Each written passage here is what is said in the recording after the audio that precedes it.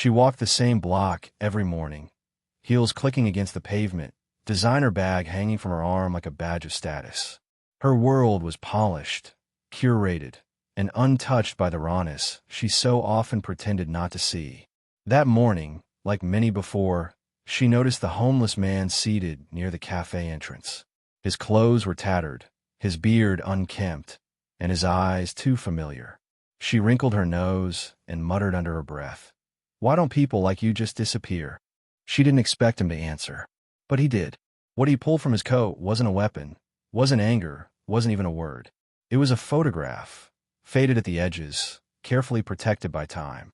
He held it up slowly, without shaking, and pointed to the boy in the image. Her eyes locked onto it. Her breath caught. Her face went pale. It was her son, her only child, smiling, standing beside this very man.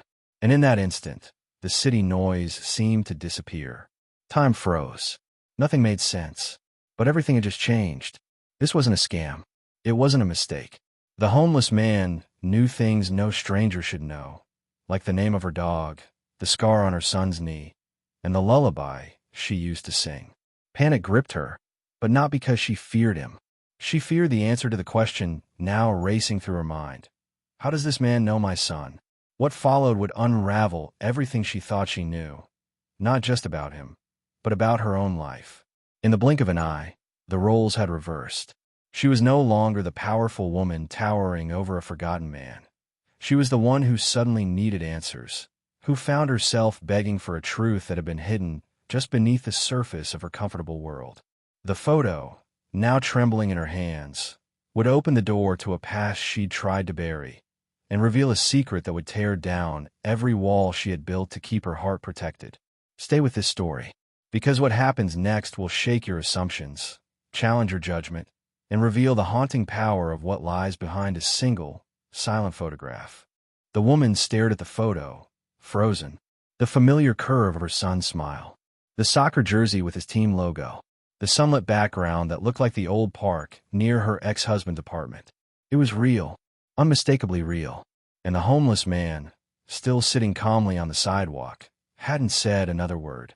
He didn't need to. The silence between them now screamed louder than any insult she had uttered just moments before. Her breath quickened, her hands trembling as she asked, "Where did you get this? Who are you?" His voice was rough, tired, but gentle. "You may not remember me," he said, "but I remember you. And I remember the boy." The woman's eyes narrowed. Fear mingled with disbelief. She scanned his face, searching for recognition, for some fragment of memory. But all she saw was exhaustion, until she looked closer, into his eyes. There was something about them. Not the color, not the shape, but the way they held a sadness that seemed to know everything. And, suddenly, she felt dizzy. "I was there that day," he continued, slowly unfolding a second photo. This one of the same boy, sitting on a bench, laughing. "I watched him play. I gave him ice cream. He called me Coach Joe." The name hit her like a punch to the chest. Coach Joe. Her son had mentioned that name years ago, always with fondness. "He helped me when Dad didn't come," he used to say, but she'd never met the man. She'd thought it was just another adult on the sidelines. Nothing more. Now, that same man sat before her, wearing layers of tattered clothes, holding pieces of a past she thought she had under control. And as the world around them moved in its usual blur, the moment between them grew impossibly still. She wasn't thinking about her next appointment or her designer shoes anymore. She was thinking about how close she had come to walking away from someone who had once held her son's hand when she hadn't been there to do it herself. Her voice cracked. "Why didn't I know?" It was barely a whisper. Coach Joe looked up at her, and his eyes weren't accusing. They were tired. "Because I wasn't someone you noticed. Not then. Not now." And with that, the wall she'd so carefully built between her polished life and the world she pretended didn't exist began to crumble. She sank onto the edge of a nearby bench, unable to hold her weight any longer. Her mind raced, clashing memories and regrets colliding in chaos. Coach Joe, this man, had been there for her child in ways she never had. Back then, during her bitter custody battle, she had been too focused on courtrooms and career moves.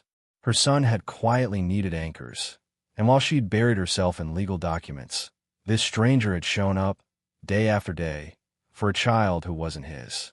Joe watched her in silence. He had no interest in shaming her. He wasn't there to make her feel guilty. That wasn't his nature. His presence now was the same as it had always been. Steady, invisible, and quietly essential. Your son, he was a good kid, Joe finally said. Kind. Always asked if I'd eaten. Told me jokes. Said I reminded him of a lion. Quiet, but strong. His voice cracked at the last word, and he looked away. It had been years since he'd spoken about the boy to anyone. She swallowed the lump in her throat. But how? How did this happen to you? She asked, her voice suddenly full of something it hadn't held before. Humility. Joe took a long breath. One bad fall, he said. I lost my job at the rec center. My sister, she died. I had no more family. Bills piled up. Then the streets. It wasn't a dramatic story. No addiction. No scandal. Just the slow erosion of support. The kind of story that's too quiet to make headlines, but loud enough to ruin a life. The woman looked at him differently now. Not as a stain on her city sidewalk. Not as a nuisance. But as a human being who had quietly held her child together during one of the most chaotic chapters of their lives. And she had insulted him, looked him in the eye, and told him to disappear. The shame burned in her chest. But the guilt wasn't what broke her. It was realizing that she hadn't just missed the truth. She had stepped over it, daily. I owe you, she said quietly. Joe shook his head. You don't owe me anything, he replied. Just see people. That's all. And in that moment, a woman who had everything was humbled not by tragedy, but by the quiet grace of the man she almost didn't see. The air between them remained heavy, not with anger, but with a reckoning. For the first time in years, she truly sat still. No phone in hand, no schedule dominating her thoughts. Just presence. She looked at Joe, now with clearer eyes, and saw more than a memory. She saw a man the world had worn down without ever truly knowing him. A man who had given when he had so little, and asked for nothing in return. And now, even in his hardship, he didn't demand apologies. He offered truth. Joe reached into his coat pocket again, pulling out a folded paper, yellowed with time. It was a letter, handwritten in a child's messy scrawl. She immediately recognized her son's handwriting. Thank you, Coach Joe, it began, for always waiting for me, for not letting me walk home alone, for saying I was fast, even when I was the slowest. Her breath hitched. She remembered that phase in her son's life, how fragile his confidence had been, how quickly he had withdrawn when her attention slipped. But this letter proved someone had been catching him. She held the paper delicately, as if afraid it might dissolve in her hands. He wrote this for you, she asked, her voice shaking. Joe nodded. He left it on the bench one day. I kept it. It reminded me that I mattered. Those words pierced through her like a truth she wasn't ready for. It reminded me that I mattered. She had spent her whole life trying to matter in boardrooms, in headlines, in rooms filled with wealthy people, while this man found purpose in a child's smile and a folded note. I can't believe I forgot your name, she whispered. It wasn't a confession. It was a wound. Joe looked at her gently. You were busy surviving your own storm, he said. People forget things when they're drowning, even the people who throw them ropes.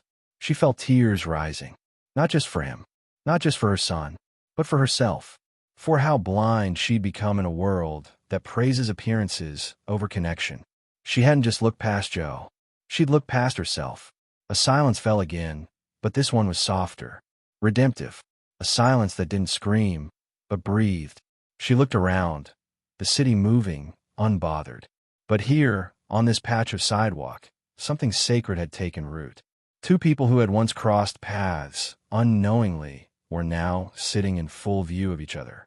And somewhere in that space, between guilt and grace, healing quietly began. A cold breeze stirred fallen leaves at their feet. People passed by, some giving them quick, puzzled glances. A wealthy woman seated beside a homeless man was not a sight that blended easily into the background. But she didn't care. Not today. For the first time in a long while, she wasn't concerned with perception. She was concerned with truth. And the truth was sitting right beside her, in layers of torn fabric and decades of unspoken history. Joe shifted slightly, leaning back against the brick wall behind him. You know, he used to talk about you a lot, he said. He always said you were strong. Like, my mom doesn't cry. She fixes everything. The woman smiled faintly, pain flickering behind her eyes. I wanted to be that. I really did. But I miss so much. I told myself I was building a life for him. But I think I was mostly running from the mess I made. She paused. He needed you when I was too busy proving I didn't need anyone. Joe didn't argue. He didn't say she had done her best. He simply let her speak, and that, in itself, was a gift.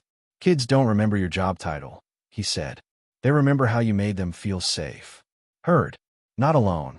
She nodded slowly, tears now falling freely. Do you know where he is now? Joe asked. She wiped her face and smiled. He's 23. Lives in Seattle. Works with kids, actually. I wonder sometimes if he's trying to give what he got from you. That thought settled between them like a sunrise. Joe let out a deep breath, his shoulders softening. That means I didn't fail, he said quietly, even if life fell apart later. She turned to him fully now, meeting his gaze with reverence. You didn't just not fail, Joe. You were the reason he made it through. For a moment, the walls around her, the ones she had lived behind for years, finally collapsed. What remained was a mother, a man, and a truth that had waited far too long to be spoken. The city didn't stop for their moment. The cars kept driving. Horns still blared. But something powerful had happened beneath it all. Something invisible to the world, yet profoundly life-altering to the two people who had chosen, just for today, to stop pretending they were strangers. And that choice, to remember, to listen, to see, was now leading them into a past they never finished, and a future neither of them expected to rebuild together. She asked him if he had anywhere to go. Joe hesitated, then shook his head. Not really. I've got a blanket behind the church, and a few spots where I don't get hassled. That's enough most nights. She didn't respond right away. Her instinct was to offer money, a hotel room, a meal. But something about Joe's calmness made her realize he didn't want a transaction.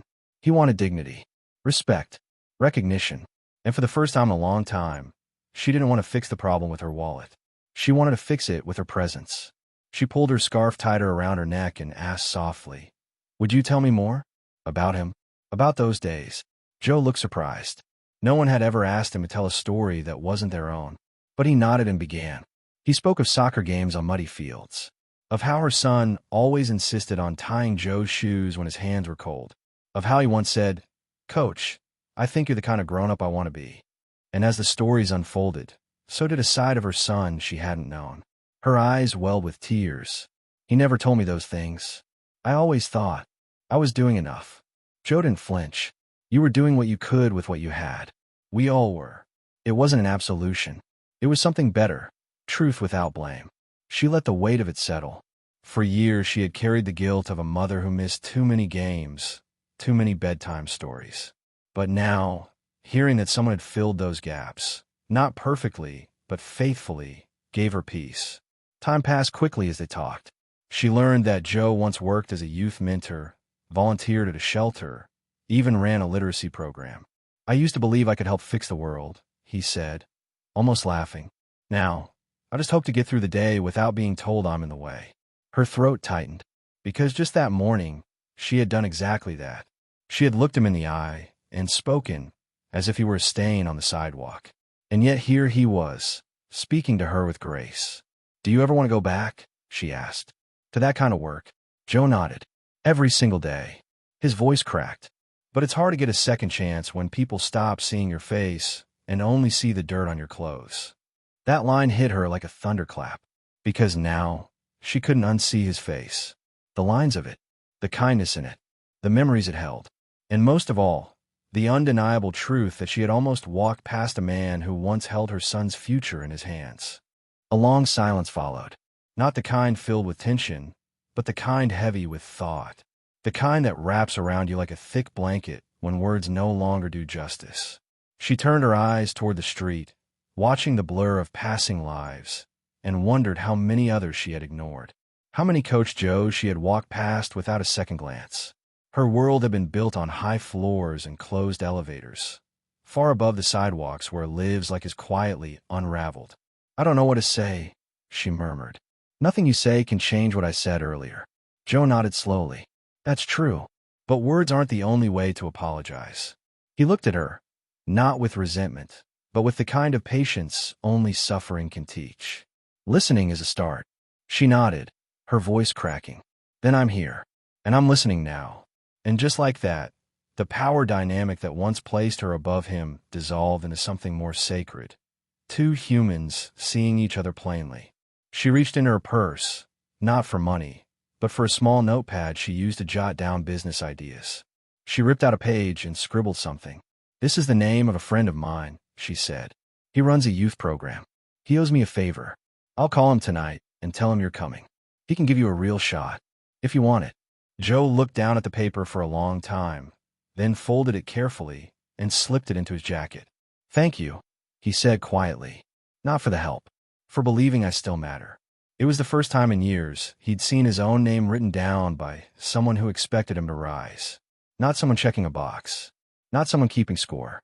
Someone who had remembered. And that was everything. She stood slowly, her legs still a little shaky. "I need to go," she said. "But can I come back?" Joe nodded. "I'm always here." But this time, the sentence didn't sound like surrender. It sounded like invitation. As she turned to walk away, she didn't feel triumphant. She felt changed. The kind of change that sticks to your bones.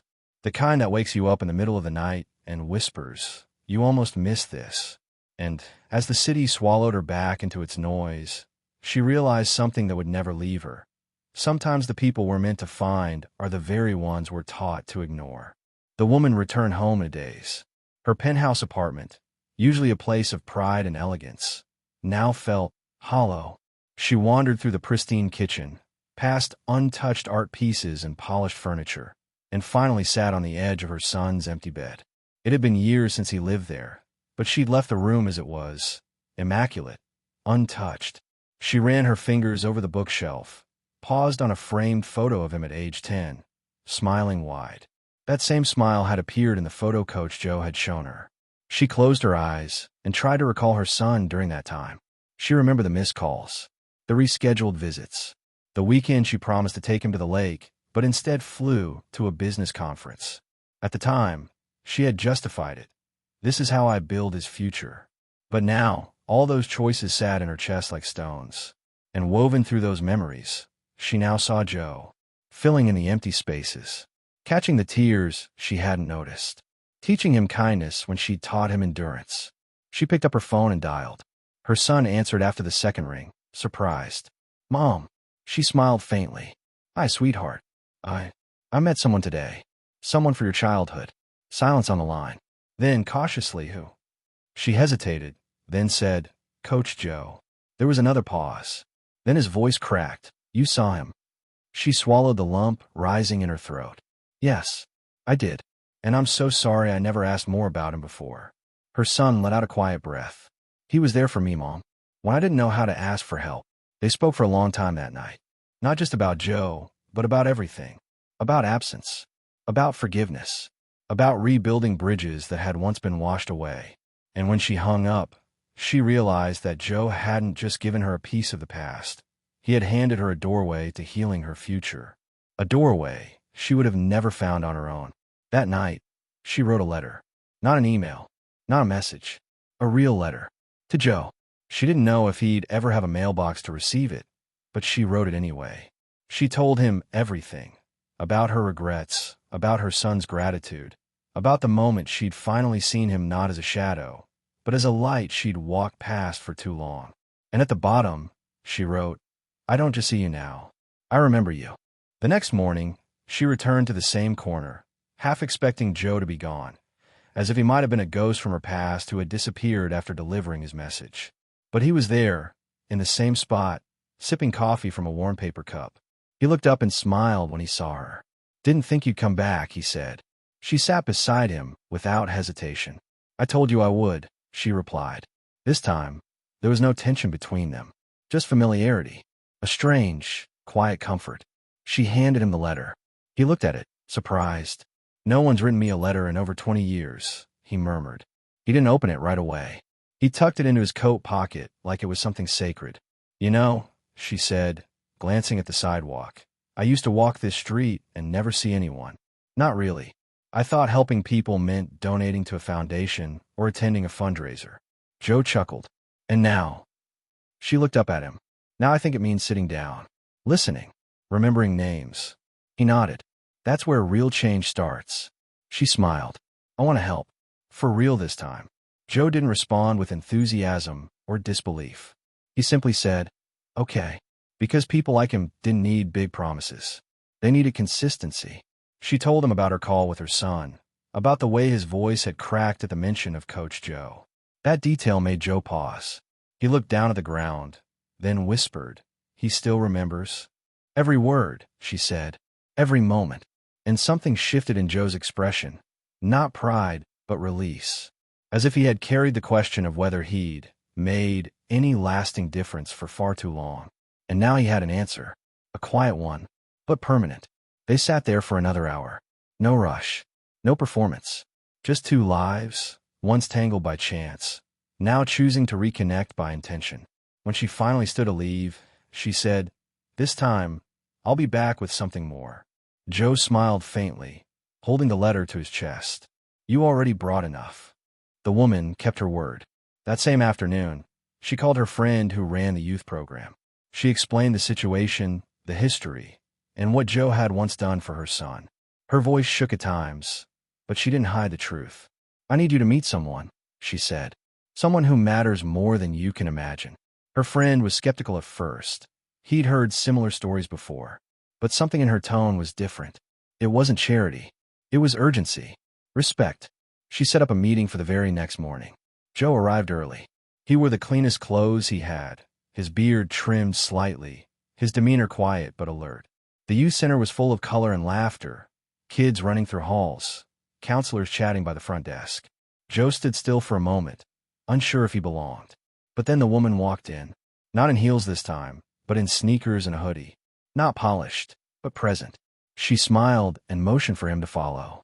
They're waiting for you, she said, and somehow, the words felt bigger than the room they were in. The director listened as Joe spoke.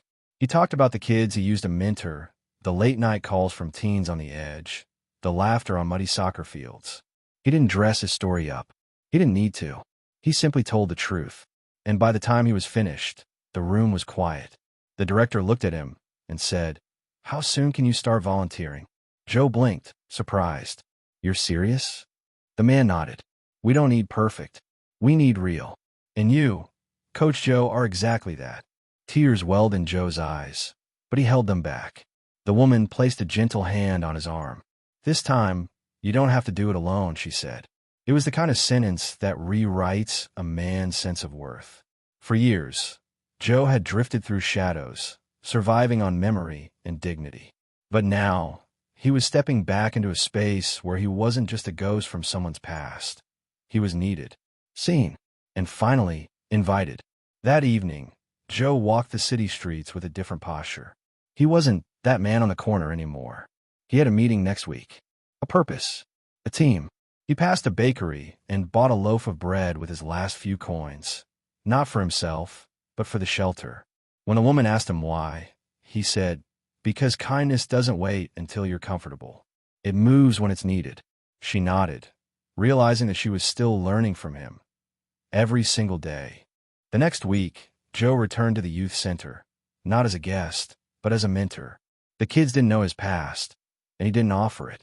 What he gave them instead was presence. He remembered names. He watched how they carried themselves. He asked questions that others ignored. And within days, one boy had already started calling him coach. It brought back memories of early mornings, team huddles, and hopeful eyes looking up at him. Except this time, those memories were no longer locked in the past. They were happening again. Meanwhile, the woman watched from a distance. She didn't intervene. She didn't lead the change. She simply stayed near enough to ensure it continued. She met with Joe often, not just to check in, but to listen. He told her stories about the kids, about their struggles, about the tiny breakthroughs that reminded him why he never gave up on people. And she, in turn, began to shift her own world. She started speaking at panels about invisible kindness. She donated not just money, but time. And most importantly, she remembered faces. Her son, upon hearing the full story, flew out to visit. He hadn't seen Joe in over a decade. When they met again at the center, it was like no time had passed. They embraced silently, then sat and talked for hours. "You saved me," the young man said. "I never told you that because I didn't know how. But now I do." Joe didn't respond with words. He just held his shoulder, firm and warm, the same way he had done when the boy was 10 and afraid of the dark. Later that night, the woman sat with her son and Joe, watching the city lights blink in the distance. No grand speeches, no perfect closure, just three people who had once drifted apart, now linked forever by truth, pain, and the quiet decision to care. The woman, once sharp with judgment, now found herself listening more than speaking. Joe, once discarded, now held in esteem. And her son, once caught between two broken worlds, now stronger for the bridges that had been rebuilt. It wasn't a perfect ending. Life never is. But it was true. And sometimes, that's more than enough. Weeks passed, and Coach Joe became a fixture at the youth center.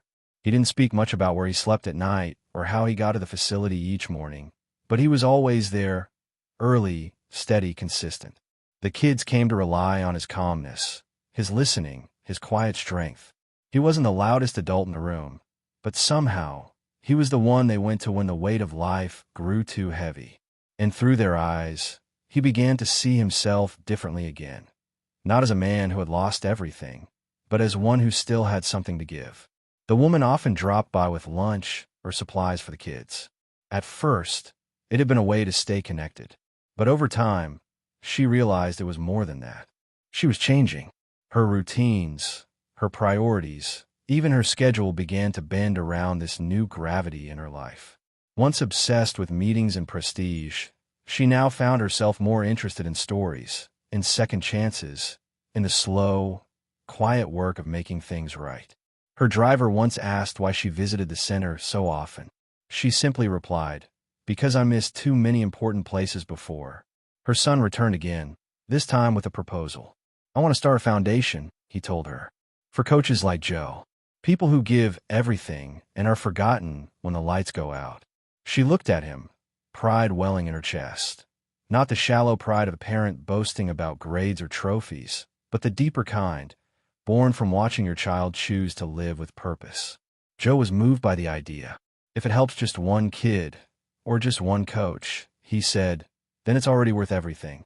The foundation was named the Coach's Corner, a tribute to every forgotten mentor who had shown up when it mattered.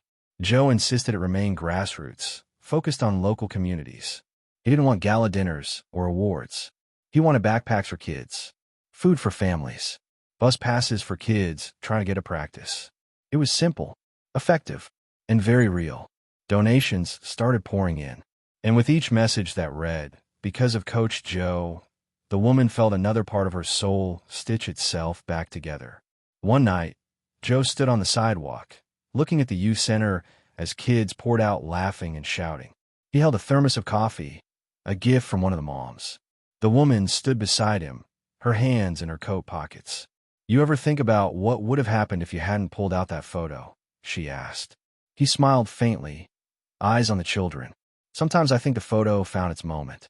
It waited until someone was finally ready to see." Joe's story slowly made its way through the city, not in headlines, but in whispers.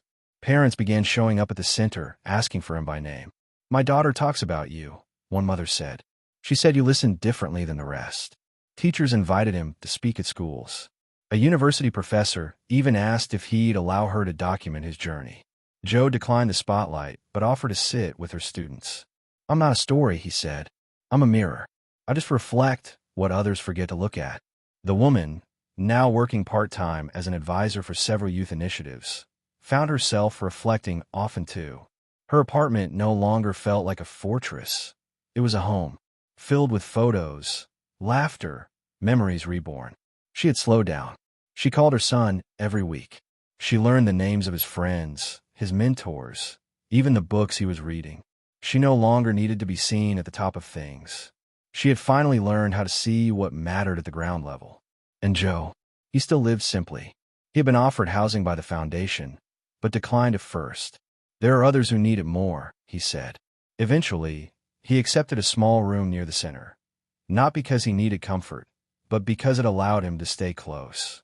He painted the walls a soft yellow, placed a photo of her son on his nightstand, and in a drawer, he kept every letter the boy had written him, not as nostalgia, as proof. Proof that even in the darkest corners of society, light can emerge. That worth is never dictated by income or clothing, but by the way a person holds space for others. That healing, while often messy and slow, can begin in the exact place where harm once occurred, right there on the sidewalk, where a woman once spoke cruelty and a man responded with history. And so the story continued, quietly, not with parades, but with footsteps.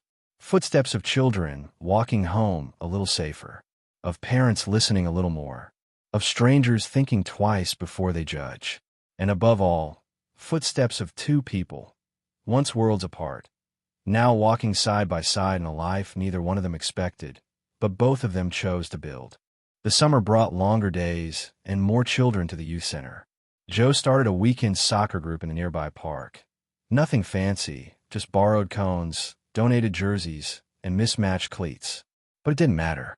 The kids came, dozens of them, drawn not by equipment or trophies, but by the quiet presence of a man who made them feel seen. He greeted each one by name, remembered their stories, and never let a single player leave without a fist bump and a word of encouragement. The woman often watched from the sidelines. She brought snacks, helped set up, and once or twice even joined in the drills, laughing, breathless, alive in a way she hadn't felt in decades. Some of the children called her coach's friend. Others just called her Miss Grace. She never corrected them. She was building something here, something real.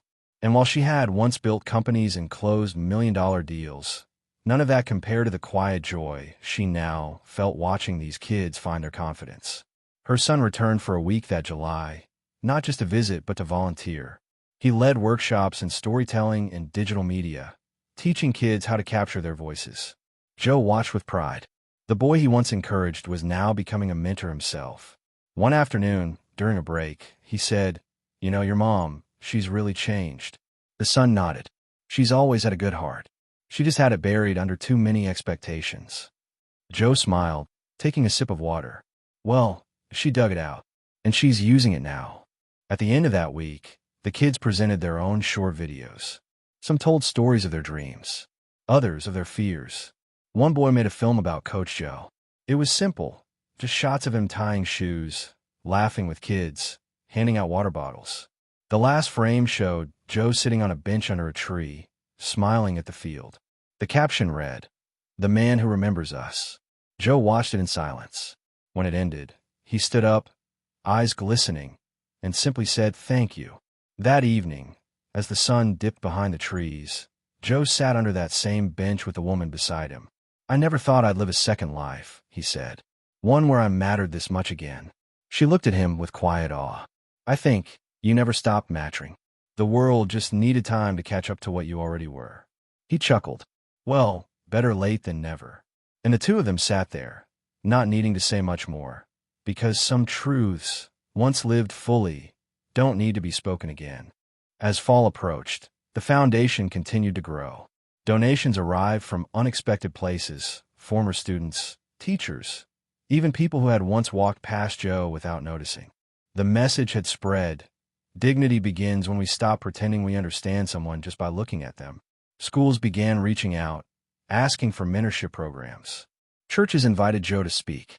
He declined most, choosing instead to stay where his heart was needed most, right on the field, in the center, among the kids. The woman, meanwhile, was invited to speak at a business conference. It had been years since she stood behind a podium in heels and a blazer. But this time, she didn't speak about profits or growth strategies. She told them about a photo, about a sidewalk, about how her life changed the moment she stopped seeing people as background. Some in the audience were confused. Others were moved to tears. And when she finished, she said, "Success means nothing if you forget who's holding your children's hearts when you're too busy to look." Her words echoed beyond the ballroom. She began receiving messages, executives asking how they could support youth programs, mothers admitting they hadn't been present, young professionals confessing they, too, had judged people without knowing their stories. She replied to each one with a variation of the same truth. Start where you are. Listen more than you speak. And never underestimate the power of staying when it's easier to walk away. Joe kept all of this in perspective. One afternoon, a journalist visited the center to write a feature about his impact. She asked, "What do you want people to remember you for?" Joe thought for a long time before answering. "I want them to remember that I showed up. When it rained. When I was tired. When I had nothing else to give. I still gave. Not because I'm a hero, but because someone had to be the steady hand when the world was shaking." The article would go viral, but Joe didn't care. He still showed up the next day at dawn, ready to tie shoelaces and listen. The woman framed the article and placed it at the youth center entrance, not for praise, but as a reminder.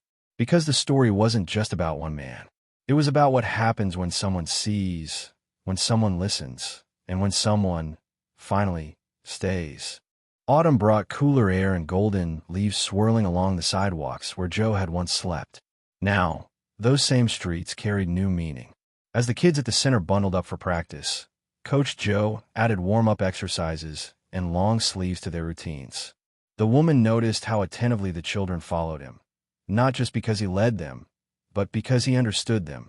Many had unstable homes, absent parents, or fears they didn't yet know how to voice. Joe didn't demand their trust. He earned it, one quiet gesture at a time. Meanwhile, the Coach's Corner Foundation launched a citywide initiative to partner with shelters and youth outreach centers. The woman worked behind the scenes, securing support, managing logistics, and ensuring Joe's vision stayed at the center. Small things matter, he always reminded her. A sandwich, a ride, a conversation. That's where real change begins. And so she listened, adjusted, learned. She no longer led with ego.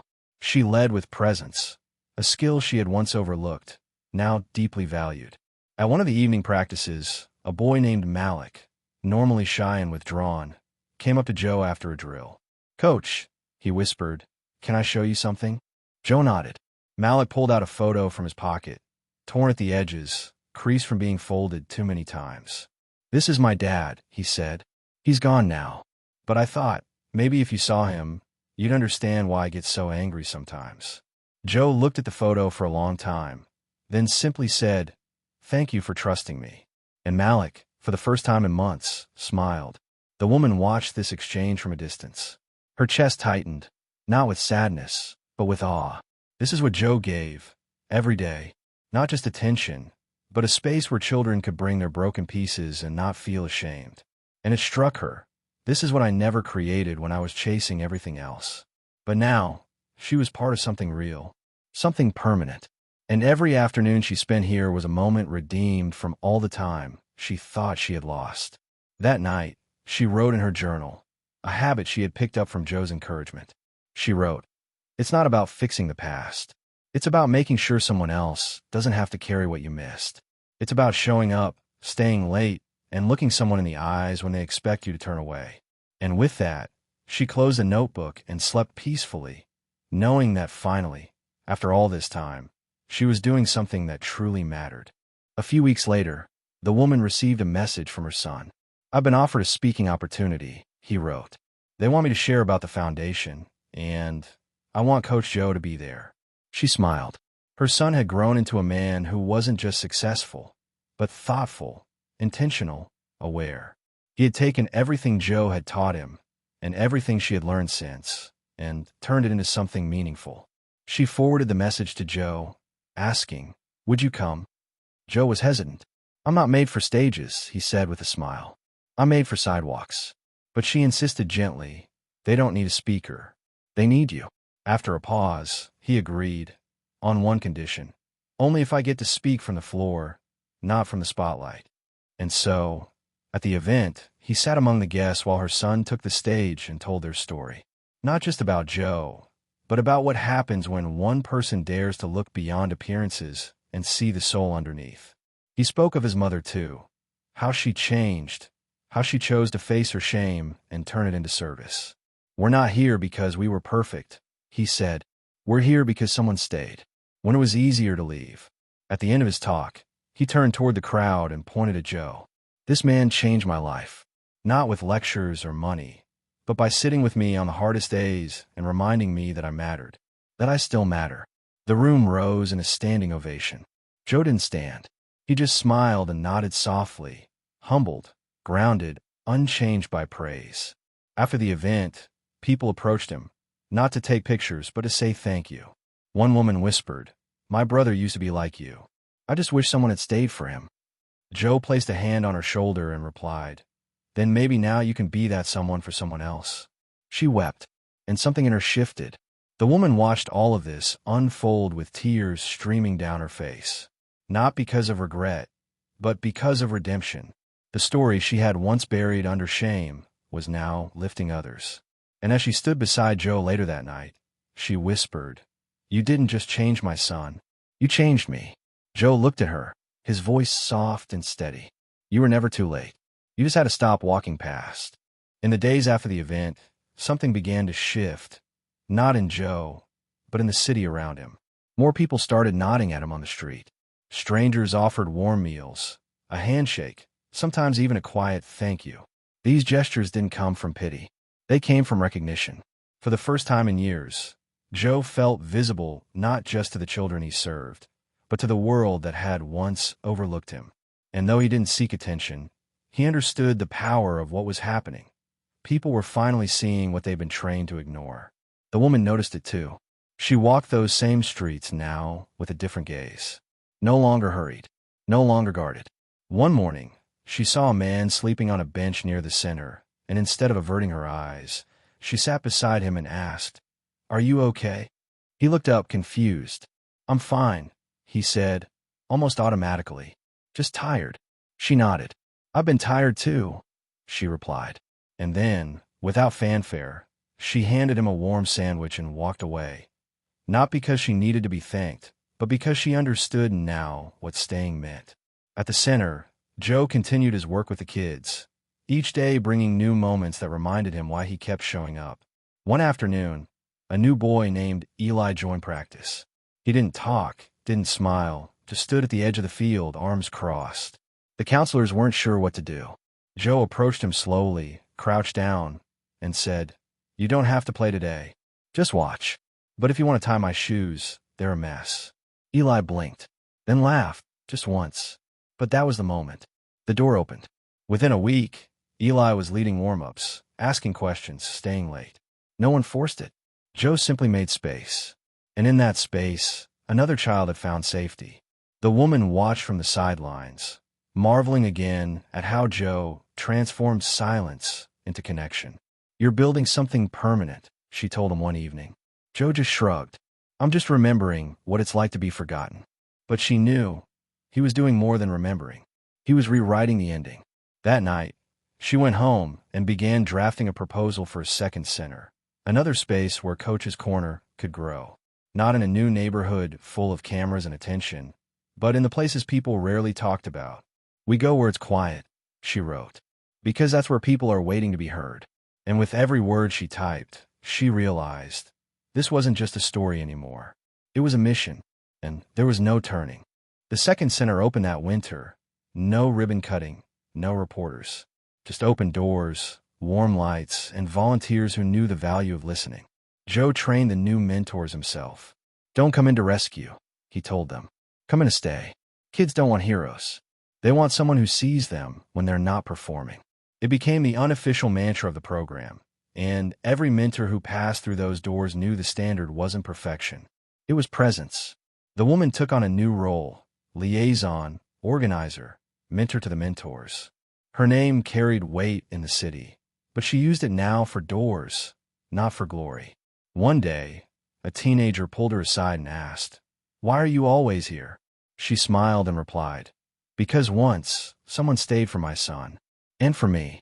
The boy didn't respond, but the next day, he brought her a drawing of a woman and a man sitting on a bench with kids all around them. At the bottom, it read, "They stayed."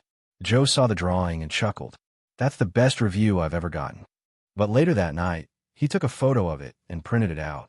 He taped it to his wall, just above the original photo of the woman's son, the same photo that had changed everything. It was now yellowed with time, but more sacred than ever. Not because of what it showed, but because of what it started. The woman and her son continued working together on the foundation. Their relationship, once strained by years of miscommunication, had grown into something strong and honest. There were still hard conversations, still moments of reflection, but now they had those moments. They didn't avoid them. One evening, her son said, "I never needed you to be perfect. I just needed you to see me." She nodded, her eyes soft. "I see you now, and I'm not going anywhere." Joe, watching all of this from his humble corner of the city, understood something deeply. Sometimes the greatest gift you can give someone isn't advice, or money, or even solutions. It's staying long enough for the silence to turn into trust. And that kind of gift, it echoes for generations. The new year brought with it fresh faces to the center. Some came out of curiosity, others out of desperation. One mother showed up with her teenage daughter, unsure if she would even stay for the orientation. The girl crossed her arms, eyes locked on the floor. Joe noticed her the moment she entered. Not because she made noise, but because of her silence. Later that day, he passed her a ball and said, "You don't have to catch it. Just hold it for now." It was the simplest invitation. And for her, the safest one. She returned the next day. The woman observed this pattern time and time again. Kids drawn in by the warmth of invisibility.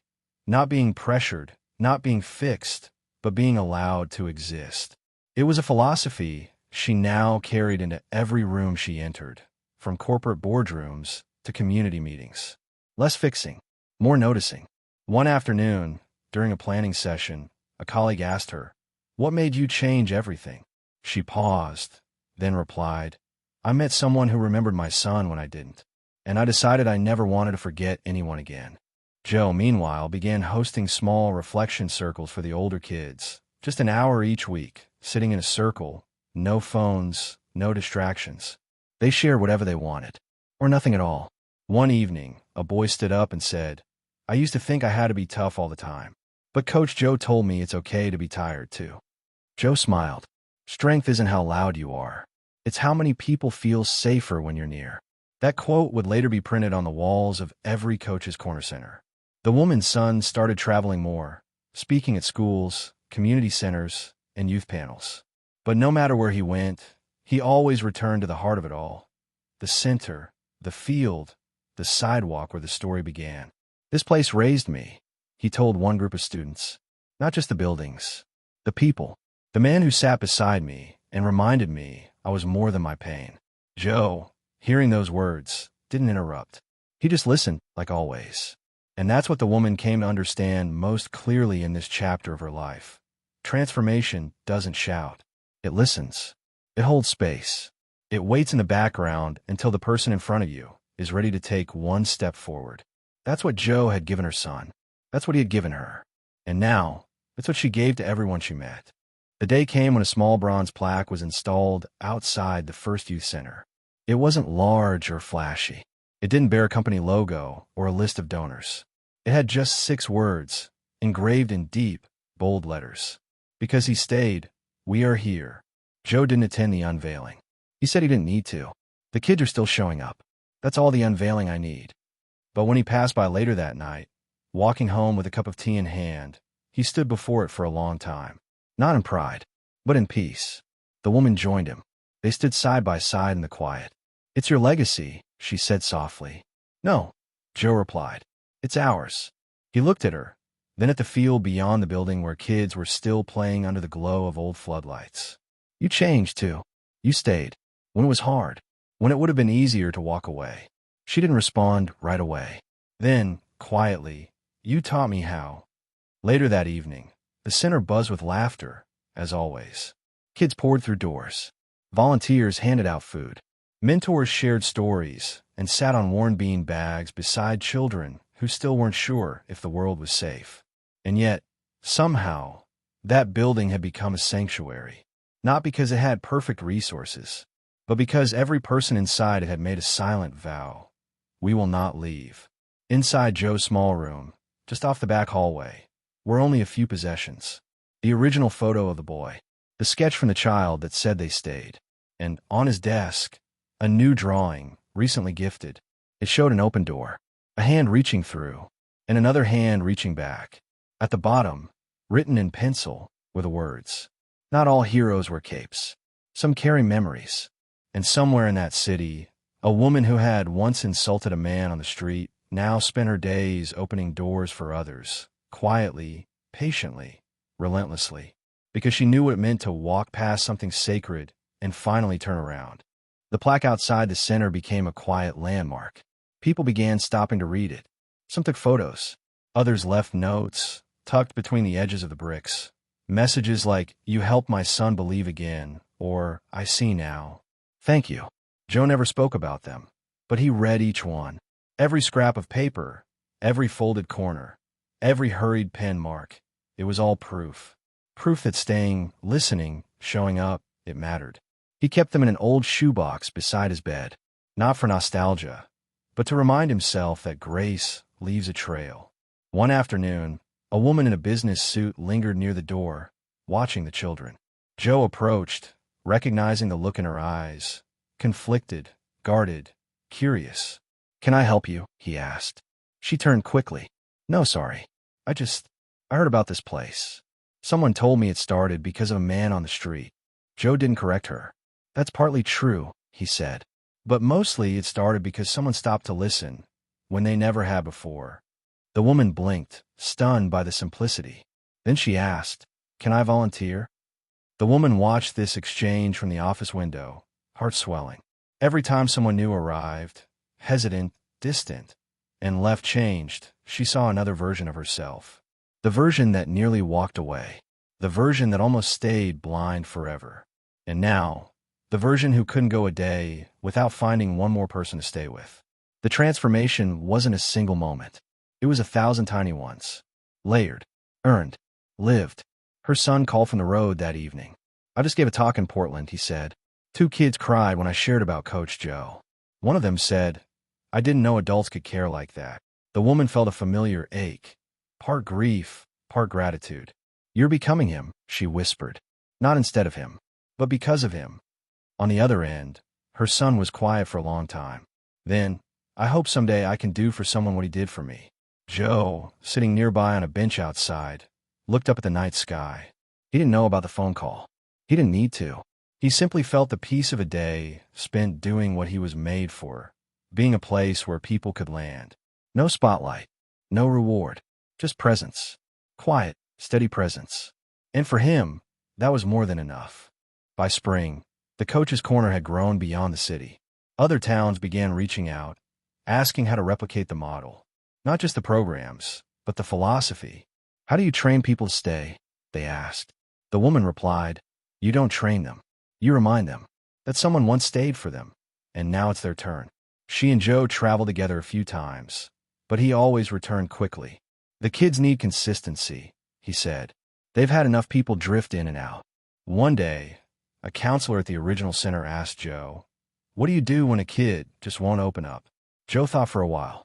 Then he said, "You stay anyway, even in silence, especially in silence, because the moment you leave is the moment they decide their silence was too heavy to hold."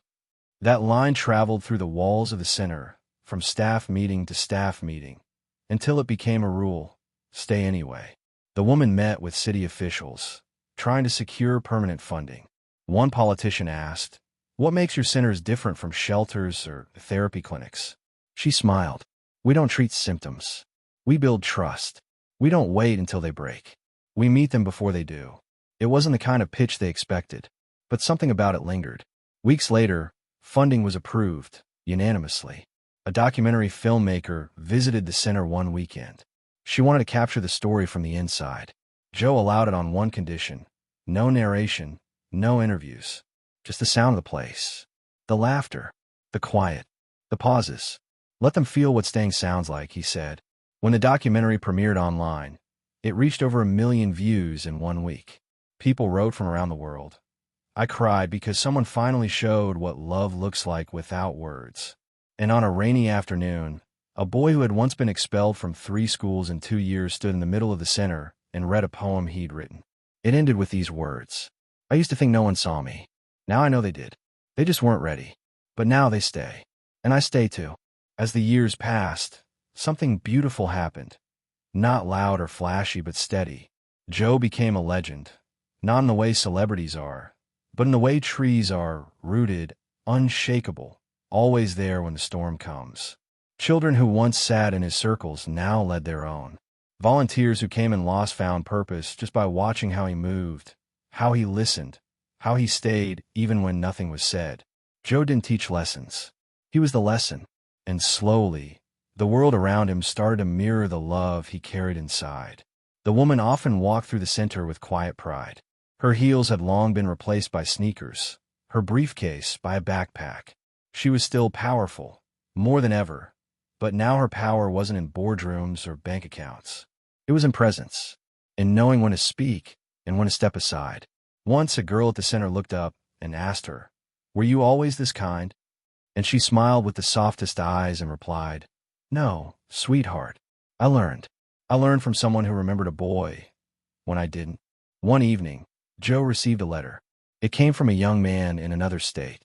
He had watched the documentary, read the articles, and decided to write. "I was ready to give up," it read, "but then I saw you. And I thought, if he could be forgotten and still choose to give, then maybe I could try again too." Joe folded the letter slowly, held it in both hands. He didn't speak. He didn't cry. But something inside him settled.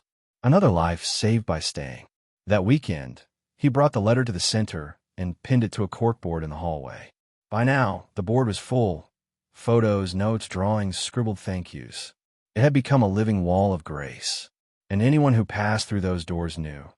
This place wasn't just a youth center. It was a reminder that one man's decision to hold up a photo instead of fighting back had shifted hundreds of lives onto a better path. And still, Joe never asked for credit. "I didn't build this," he always said. "I just showed up long enough for it to build itself around the truth." And the truth was simple. People want to be seen, to be remembered, to be held in the eyes of someone who won't flinch when they look close. Joe did that, day after day, year after year. And every soul he touched carried that light forward. One spring morning, a celebration was held at the center, 10 years since its founding. No big sponsors, no media circus, just the people who mattered. Kids now grown, mentors, volunteers, families. The walls were covered with art. The hallway buzzed with hugs, laughter, music. In the middle of it all stood Joe, wearing the same kind of jacket he always had, holding a paper cup of tea, eyes glancing softly from face to face. The woman took the mic for a brief moment, asked for quiet, and began to speak. "There are stories that change us in a moment," she said. "But there are people who change us slowly, by staying, by not giving up, by being there every single time you think no one will come." She turned toward Joe. "You didn't just stay, Joe. You taught us how. And the world is better now because you didn't walk away from a woman who once didn't know how to see you." Joe didn't like attention. But in that moment, he didn't hide. He simply stepped forward and raised his cup in quiet salute. "This place isn't mine," he said. "It's yours. It belongs to every child who trusted us. Every adult who kept showing up. Every person who chose to listen when it was easier to talk." I just sat down one day on sidewalk, and someone finally asked me a question that mattered. After the applause faded, a young girl walked up and handed him a photo. "It's me," she said, "but it's also my mom. You helped her when she was my age. Now she helps me. So I thought you should have both of us in one picture." Joe stared at the photo, then at the girl. "That's how staying works," he said. "It keeps echoing long after we forget where it started." That evening, as the sun dropped behind the rooftops and the crowd slowly left, Joe sat alone on the bench near the door. The woman sat beside him, as she had done so many times before. "Did you ever imagine it would become this?" she asked. Joe looked out at the quiet playground, then back at the center, warm with light. "No," he said, "but I hoped. I hoped that if I just stayed long enough, someone would too." And they had. The seasons rolled forward, and life at the center pulsed with quiet resilience.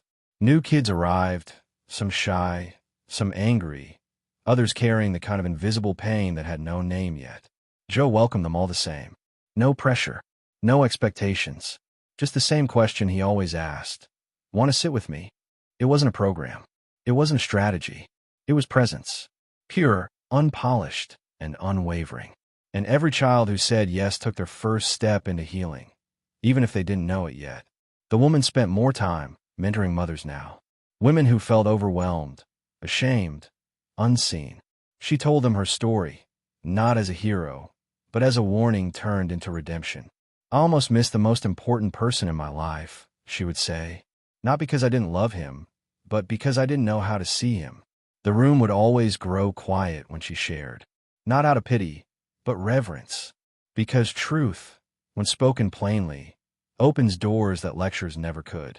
One day, a teenager named Lucia approached Joe after workshop. She had never spoken more than a few words before.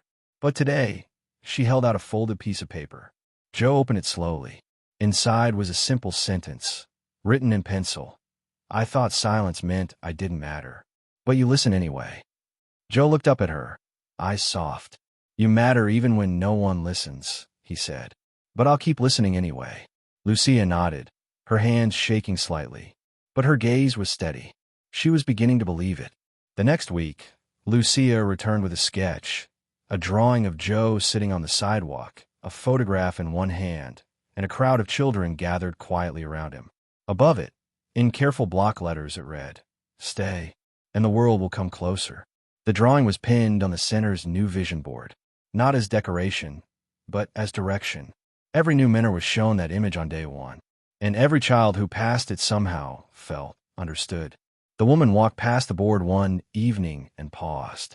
She ran her fingers along the edge of Lucia's drawing, remembering a time when she would have never stopped to look. Joe stepped beside her, hands in his jacket pockets. "You used to walk fast," he said. She smiled. "I used to walk blind." Joe glanced at her with a quiet pride. "Now you walk with them." She nodded. "And I'll keep walking, as long as they need me to." The ripple of what they built stretched further than either of them imagined. A university requested to study the Coach's Corner model for a long-term research project. When the researchers arrived, they expected systems, structures, documentation. What they found instead were people, listening, not rushing, holding silence like something sacred. One researcher remarked, "It's strange. There's no buzz here, no urgency. But the healing, it's undeniable." Joe just smiled. Stillness is the loudest thing these kids have ever heard. The woman was invited to speak at a global youth summit. She stood on the stage in front of thousands, but her story was simple. "Once, I stepped over a man I should have sat beside, and when I finally did, I found my son's heart, and my own." There was no applause when she finished, just silence. The kind that sits heavy in the chest. The kind that means people heard you. And when she walked off stage, she sent Joe a message. They stayed quiet. You would have been proud. Back at the center, Joe continued his daily rhythms. Sweeping the hallway, refilling water bottles, sitting on the bench. A journalist once asked him, "Don't you ever get tired of doing the same thing every day?" Joe thought for a moment and answered, "It's never the same. Because it's never the same child." And that was the secret. He never looked through them. He looked at them, and they knew it. That's why they kept coming back. One afternoon, a small ceremony was held at the center. A mural had been painted across the entire east wall. It showed a man sitting on a sidewalk, holding a photo. But instead of shadows, children were drawn behind him, laughing, running, growing. At the very top, in handwritten script, it read, "From Forgotten to Foundation." Joe looked at it and said nothing. The woman stood beside him, touched his arm, and whispered, "You didn't just survive, Joe. You built something the world forgot it needed." He turned to her, smile faint. "So did you." They didn't linger long. They never needed to. Because the mural wasn't for them. It was for the next child, the next mentor, the next lost voice, waiting to be heard. And outside, the city moved on as always. But inside those walls, one quiet promise still pulsed. "We see you, we hear you, and we're not going anywhere." Years began to pass, but the heartbeat of the center never faded. Children grew into teens, teens into mentors, and the circle widened. Those who once arrived with silence in their eyes now led morning circles, their voices steady, their presence grounded.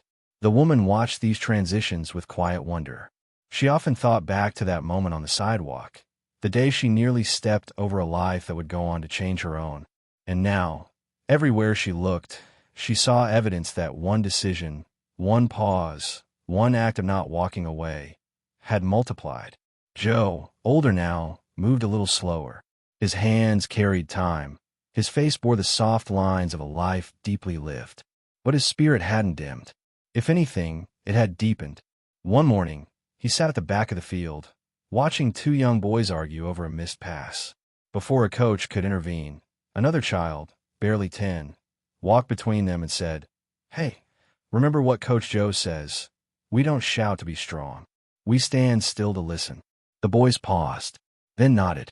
Argument over. Lesson planted. Joe smiled.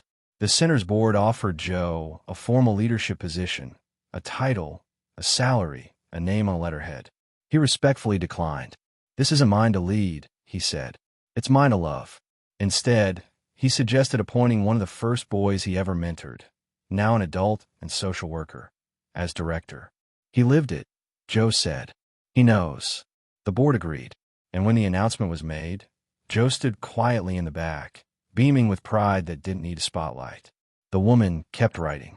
Her memoir, once planned as a private journal, had transformed into a book. The Man I Almost Didn't See. It wasn't about guilt. It was about grace. She told the story without polishing the past, laying bare her blind spots and her awakening. When it was released, she didn't go on tour. She donated every cent to the foundation. But the letters poured in, stories from people who finally stopped, finally listened, finally stayed. One letter, written in faded ink, came from a woman in a distant town. "I didn't see my brother until he was gone," it read. "I missed his silence. Your story taught me how to listen again. I started volunteering. I stay now." The woman read it aloud to Joe one quiet afternoon. He didn't say anything. He just reached into his coat pocket and pulled out an old, creased photo. The boy, the smile, the moment it all began. And together, they sat in the truth of what had grown from it. The day came when the original center prepared to open a third location, this time in a neighborhood even more forgotten than the first. As they cut the ribbon, quietly, without cameras, Joe stood beside the woman, now walking with a cane, her silver hair soft in the sunlight. She looked around at the new building, the fresh paint, the wide-open doors, and said, "You know what I see?" Joe raised an eyebrow. She smiled. Another sidewalk turning into a sanctuary. Inside, the same rules applied. No shouting, no fixing, just presence, just staying. Kids poured in like they always had, some wild, some cautious, some already convinced they didn't matter. But within days, the air shifted, because someone was waiting. Someone always stayed. A little boy named Jaden, 6 years old, drew a picture on his second day. It showed a bench, a tree, and a man holding a photo. When asked what it meant, he shrugged and said, "It's where people don't leave." Joe placed that drawing in his office. Above it, he tacked a new phrase. "Legacy isn't what you leave behind. It's what stays standing after you sit down." The woman, now a grandmother, often visited just to watch. She didn't need a lead anymore. Her work had seeded generations. One evening, she found a young volunteer sitting in the hallway, overwhelmed. "What if I say the wrong thing?" the girl asked. The woman smiled and sat beside her. "Then say nothing. Just stay. That's where the magic is." And slowly, the girl exhaled. The torch passed, not in ceremony, but in presence. Joe began writing a letter that winter. To no one in particular. Just a simple reflection. "If you're reading this," it began, "then someone stayed long enough for you to be ready. So now, it's your turn. You don't need to be loud. You don't need to be wise. Just be there. And keep being there." He folded the letter, placed it in an envelope, and slipped it between the pages of a notebook he kept by the window. Because someday, someone new would sit in that chair. And when they did, they'd find that letter. And no, they were not alone. Time, as it always does, moved forward. And though the world outside changed, faster technology, louder noise, more distractions, the soul of the coach's corner remained untouched. It had become more than a center. It was now a movement. Cities wrote to replicate the model. Teachers visited to observe. Parents who once brought their children now came to volunteer, hoping to pass on the stillness that had once saved their families. Joe's steps grew slower, his voice a little quieter. But the children never noticed. They still ran to him, still reached for his steady hand, still sat close beside him during story time. He laughed less now, but smiled more, because he no longer had to explain what he did. The walls, the kids, the staff, they were his voice now. living proof that staying wasn't just an act of kindness. It was a way to build forever. One morning, a new child arrived at the center, clutching a folded photograph. She wouldn't speak, wouldn't smile, wouldn't even take off her coat. Joe sat beside her in the hallway, matching her silence with his own. After a while, she unfolded the photo and held it out to him. It was blurry, two people under a tree. He didn't ask who they were. He just nodded and said, "That looks like someone you miss." The girl didn't respond, but she stayed beside him for the rest of the day. Sometimes, that's more than enough. The woman continued to mentor the next generation. She helped open centers in 4 new cities, always small, always simple, always built around one promise: we do not leave. At each new opening, a bench was placed near the front entrance. No plaque, no name, just a bench. For waiting, for watching, for sitting beside someone in their silence. The kind of bench where everything changes if you let it. That winter, Joe stayed home more. His hands trembled sometimes.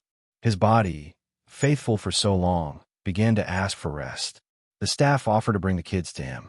He chuckled. No need. They'll carry it now. And they did. Because what Joe had planted was no longer dependent on his hands. It had taken root in hearts across the city. It was in a quiet way a teen tied a younger child's shoes. And how the staff listened without rushing. In every hallway echo that whispered, "We're here. We're not going anywhere." The morning Joe passed away, the sky was soft gray. The news didn't make headlines. There was no parade, no siren. Just a note on the center's front door. Coach Joe went home, but he's still here. Children left drawings, volunteers brought flowers, and grown men who hadn't cried in years wept in the hallway. No one tried to speak over the grief. They sat with it, just as Joe had taught them. Staying wasn't just something he did in life. It became the way they honored him in death. And for days, the center buzzed with quiet mourning and steady gratitude. The woman stood by the bench outside that afternoon, holding a photo of Joe and her son. "I once said something cruel to this man," she told a small group of new volunteers. And instead of defending himself, he pulled out a photo, a memory, a message, and he changed my life with it. She placed the photo on the bench, stepped back, and whispered, "You stayed for us, Joe. Now we'll stay for them." Years later, a little boy sat on that same bench. He was new to the center, nervous, alone. A teenage mentor sat beside him and asked gently, "First time here?" The boy nodded. The teen smiled. "It was my first time once too. Coach Joe sat here with me. He didn't say much. He just stayed." The boy looked up. "Who's Coach Joe?" The teen pointed to the wall where Lucia's old drawing still hung. "He's the reason this place is what it is." And somewhere in that moment, on that bench, in that silence, between two lives still unfolding, Joe's legacy breathed again. Not in marble, not in monuments, but in the sacred, unshakable promise. "I see you, I hear you, and I will not leave." Because sometimes, the most powerful thing you can ever do is simply stay. Some stories don't need loud endings. They need to linger, like a familiar scent that stays in the air long after someone has left the room. Joe's story wasn't about triumph or headlines. It was about the quiet power of presence, about how one man, sitting on a cold sidewalk with nothing but a photograph in hand, could shift the entire trajectory of lives he never even imagined touching. Not by shouting, not by demanding, but by staying. And in staying, he taught a city how to remember its forgotten corners.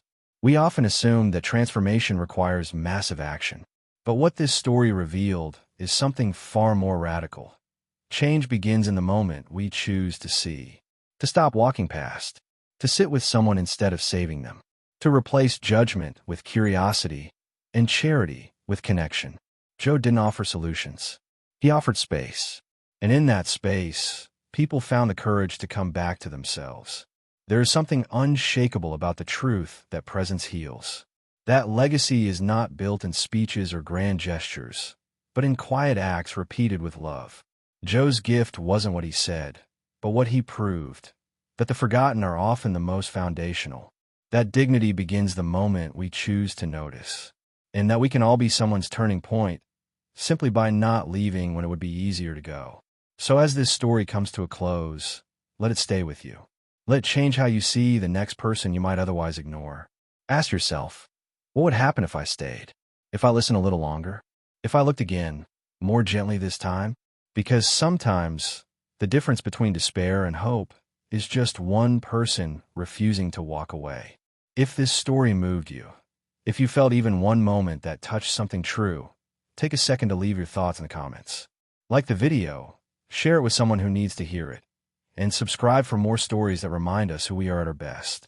Because maybe, just maybe, you are someone's silent miracle waiting to be seen.